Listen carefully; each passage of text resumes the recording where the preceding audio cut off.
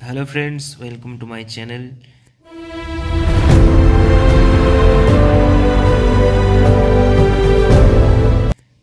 তো আজকে আমি পিএসসি অভিযানের যে সমস্ত কিছু আপডেট পেয়েছিলাম অলরেডি আমি দিয়েছিলাম। তো সেই সমস্ত আপডেট এবং কিছু ভিডিওস যেগুলো পেয়েছি পিএসসি অভিযানের প্রোটেস্টের যে ভিডিও, সেই সমস্ত ভিডিও আমি দিচ্ছি এখানে, তোমরা দেখবে। এবং পিএসসি অভিযান নিয়ে কিছু গুরুত্বপূর্ণ তথ্য, যে ক্যান্ডিডেট গিয়েছিল ওখানে পিএসসি অফিসে, সেও সে ভিডিও দিয়েছে পার্সোনালি, ঠিক আছে। তো তার ভিডিওগুলো আমি আপলোড করছি, তোমরা দেখবে, শুনবে কী বলেছে এবং আমার কথার সাথে মিলিয়ে নেবে আমি ঠিক বলেছিলাম কি না। তো ঠিক আছে, লেটস গেট স্টার্টেড।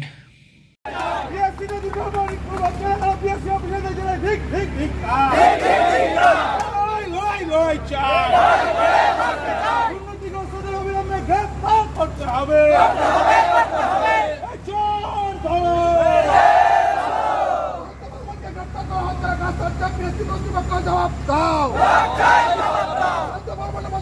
চাকরি করবে আর যোগ্য রাস্তা রাস্তায় ধর্ণা দেবে, এই জিনিস মানছি না, মানবো না। ছেলে বড় দাবিতে এই লড়াই চলছে, আমাদের দাবি মানতে হবে,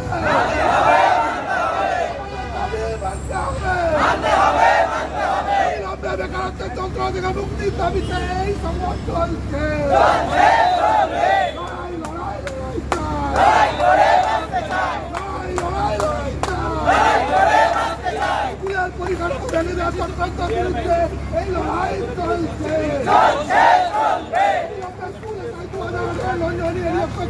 চালু করার দাবিতে এই লড়াই চলছে।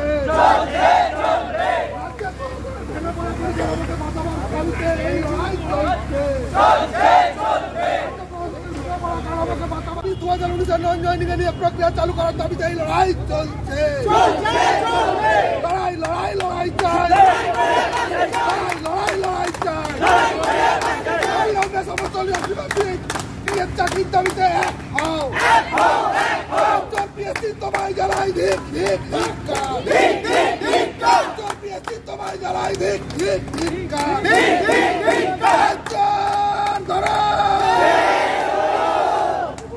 অযোগ্যরা চাকরি করবে, যোগ্যরা রাস্তায় রাস্তায় ঘুরবে, এই দাবি মানছি না।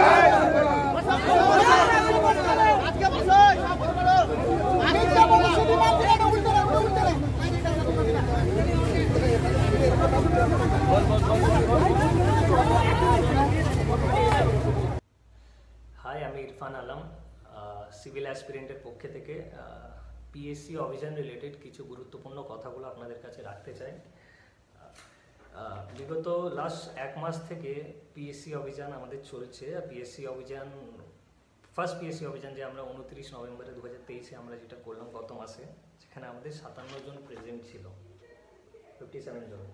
সেখানে আমরা নিজের কিছু পয়েন্টগুলো তুলে ধরেছিলাম। সেই পয়েন্টগুলো আমরা ডেপুটি সেক্রেটারির কাছে নোট ডাউন করে এসেছিলাম। তারপরে পিএসসি অভিযান 2, যেটা সেকেন্ড পিএসসি অভিযান 26 ডিসেম্বর 2023, যেটা আজকে হয়েছিল, সেখানে আমি আজকে পিএসসি অভিযানে প্রেজেন্ট থাকি।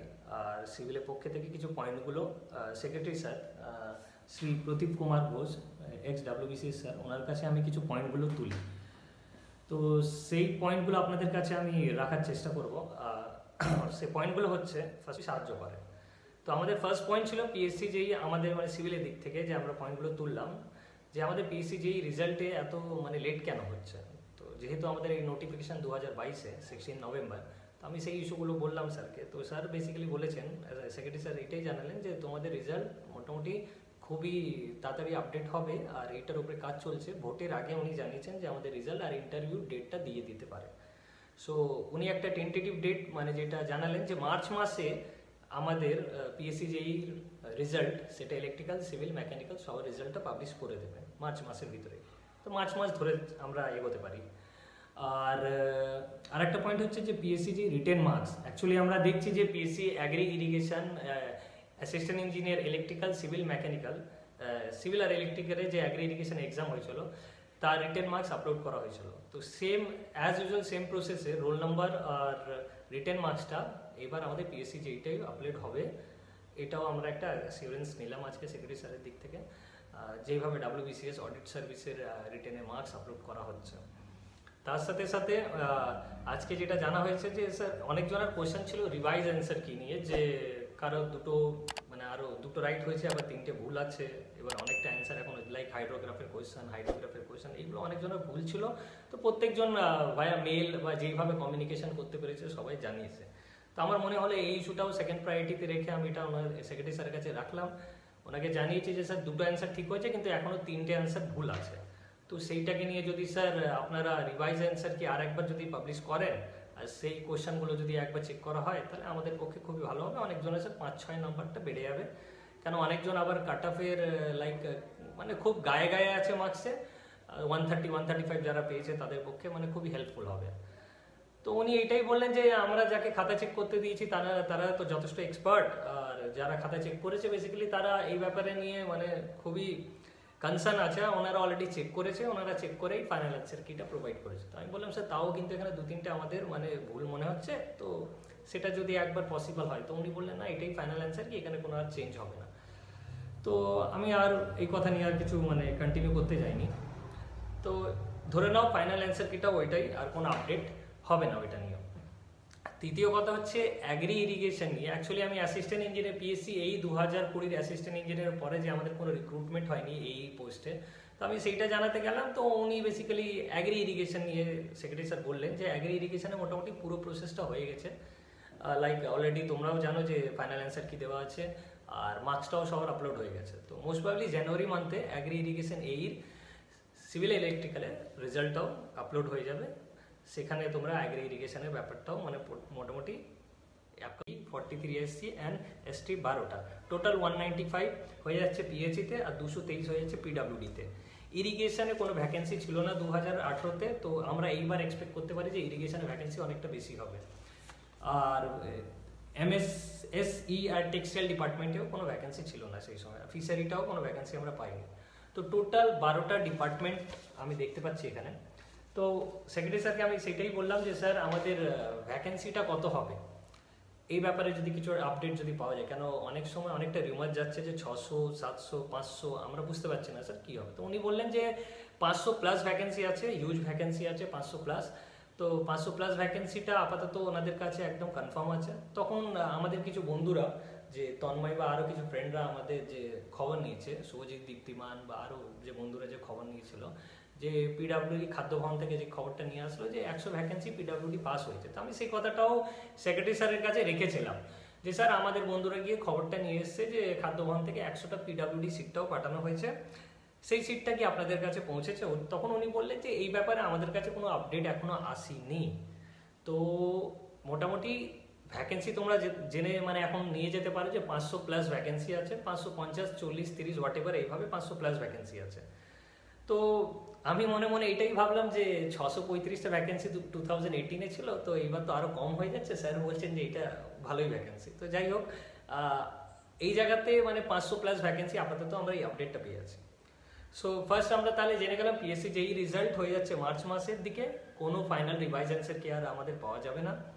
অ্যাগ্রি ইরিগেশন এই সিভিল ইলেকট্রিক্যালের রেজাল্টটাও জানুয়ারি মাসের দিকে আসতে পারে।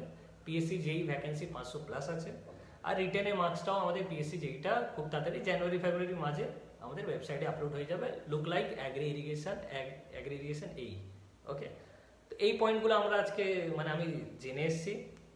আমি কিছু বন্ধুদের ফোনও করেছিলাম যে তোমাদের যদি কিছু পয়েন্ট হয় জানাবে, সেটাকে আমি রাখার চেষ্টা করেছি। তাদের এই পয়েন্টগুলো নিয়ে আমি পয়েন্টগুলো দিলাম। অনেকজনা বলছিল যে পিএসসি এই ব্যাপারে বা লেকচারের ব্যাপারে কিছু জানা যায়। দেখো, অত কম সময়ে এত কিছু সেক্রেটারি স্যারের কাছে রাখা পসিবল না, যেহেতু অন্য দাদারাও গেছিলো মানে আইসিডিএস এর জন্য, তারপরে তোমার মেসকেলেনিয়াসের জন্য এইগুলো পয়েন্টগুলো তুলেছে। তো আমি এই 4-5টা পয়েন্ট ওখানে গিয়ে তুলতে পারলাম। সো এই পয়েন্টগুলো তুলতে গিয়ে কিন্তু ইন্দ্রজিৎদা খুবই হেল্প করেছে আমাকে। ইন্দ্রজিৎদা, বিজয়দার যা হেল্প আছে, যে অবশ্যই আমি এটাকে রেসপেক্ট করি। ওনাদের জন্যই আমরা এত এই পয়েন্টগুলো তুলতে পারলাম। ডেপুটেশনের প্রসেসে আমাদের হেল্প হয়েছে, সব জায়গাতে আমরা হেল্প পেয়েছি।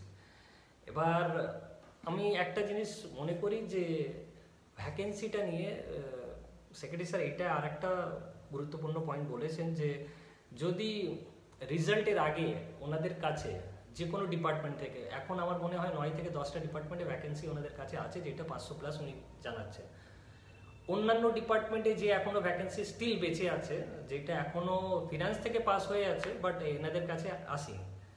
তো যদি আমরা ওইটার উপরে জোর দিয়ে লাইক পিডাব্লিউডির খাদ্য ভবনে যে ভ্যাকেন্সিটা আছে ওখানে গিয়ে যদি কোনো মেমো নাম্বার বা ওখান থেকে আমরা কোনো ডকুমেন্ট নিয়ে সেটা পিএসসি সেক্রেটারি স্যারের কাছে যদি দেখাতে পারি যে স্যার এই ভ্যাকেন্সিটা এখান থেকে পাস হয়েছে, তো maybe it will be increase from 500 plus to 630 like 700।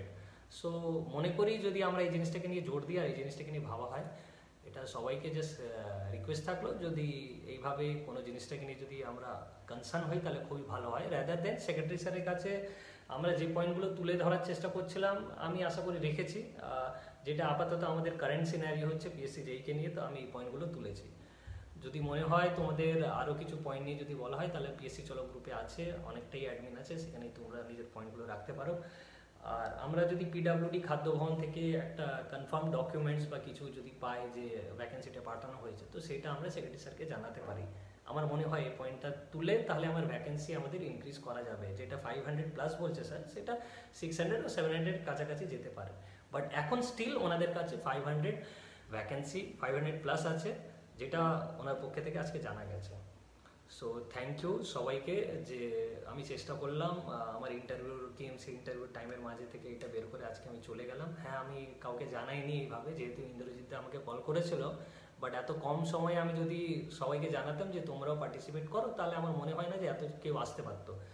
So আজকে চান্স পেলাম সেক্রেটারি স্যারের সাথে কথা বলার, বলেই গিয়ে ওখানে আমরা সেক্রেটারি স্যারকে গিয়ে সব পয়েন্টটা তুলে ধরার চেষ্টা করেছি। থ্যাংক ইউ, আসসালামু আলাইকুম, নমস্তে সবাইকে। আর যদি কোনো ভুল হয়ে থাকে তাহলে ক্ষমা করবেন। এইগুলোই আজকে আমরা আপডেট নিয়ে মানে মোটামুটি সবার কাছে রেখেছি, আমাদের অ্যাসপিরেন্টের কাছে।